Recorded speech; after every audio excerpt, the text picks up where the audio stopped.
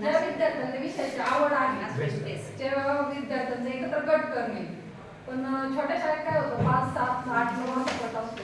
त्यावेळेस आवड असलेले विद्यार्थी 1 किंवा 2 असतील, कदाचित एखादी असेल तर मग त्या विषयात मुलाला आवड आहे. आता माझ्याकडे एक 4थी वर्ग आहे आणि समाजाचा इतिहास एका मुलाला इतका आवडतो की त्याचे अनेक प्रश्न विचारत असतो तुम्हाला नेहमी.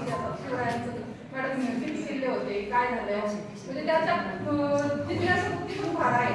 म्हणजे त्याला त्या विषयाची आवड आहे आणि आपण धडा शिकवायच्या अगोदर तो पुढचं सांगत असतो.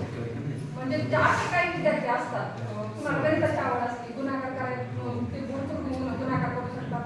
मग असे विषय मित्र निवडताना जेव्हा विद्यार्थ्यांना आपण शिकवतो त्यावेळेस विद्यार्थ्यांना आपल्याला काही प्रश्न अडचण विचारताना भीती वाटते. परंतु विषय मित्राच्या आणि त्यांचा गट करून दिल्यानंतर तुम्ही एकत्र अभ्यास करा. ज्या विषयाचा हा मुलगा तुमचा विषय मित्र आहे, समजा माझ्याकडे लक्ष्मीकांत आवडे इतिहास त्याला फार आवडतो, तो तुमचा विषय मित्र आहे, तो पाठ घ्या, तुम्ही एकत्र वाचन करायला पाठाचं आणि तो मुलगा तुम्हाला त्यातलं समजा समजावून सांगेल तुमच्या काय अडचण असेल. त्याच पद्धतीने गणिताचा असेल, मराठीचा असेल, आपण असे विषय मित्र करू शकतो. अगदी बरोबर. रोहिणी मॅडम सुंदर विषय मित्रांची संकल्पना या ठिकाणी स्पष्ट केलेली आहे. बघा, कोणताही विषय असेल तर त्या ज्या विद्यार्थ्याला ज्या विषयाची आवड आहे तो त्या वर्गाचा काय असेल विषय. आणि मला 1 मिनिट 2 मिनिट सांगायचंय. वाघवेड्याबद्दल आपण चर्चा करतोय, ऐकतोय, आपल्याला भरपूर माहिती आहे. पण आपल्या जवळच पाथर्डी तालुक्यात दैत्यनांदूर येथे आजीनाथ दैत्य नावाचा मुलगा आहे.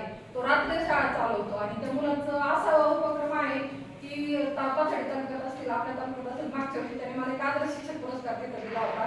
तो अशा वर्षातून एक दिवस कार्यक्रम घेतो आणि ज्या समाजात तो म्हणजे जे चांगलं कार्य करतं समजा प्रत्येक क्षेत्रातलं, तो तिथं बोलून सन्मानित एखादी व्यक्ती बोलवतो आणि तो कार्यक्रम पण त्या मुलाचं दैनंदिन कार्य असं आहे, तो रात्र शाळा चालवतो. संध्याकाळी म्हणजे तो गावातले मुलं, आजूबाजूचे मुलं त्या रात्र शाळेला यायला लागले आहेत. तर त्या ठिकाणी 100 पाठीपाठ असतील, घनमुळं असतील, वर्गमुळं असतील, हे सगळे मुलं एकत्र बसून छान चाललेलं असतं संध्याकाळी.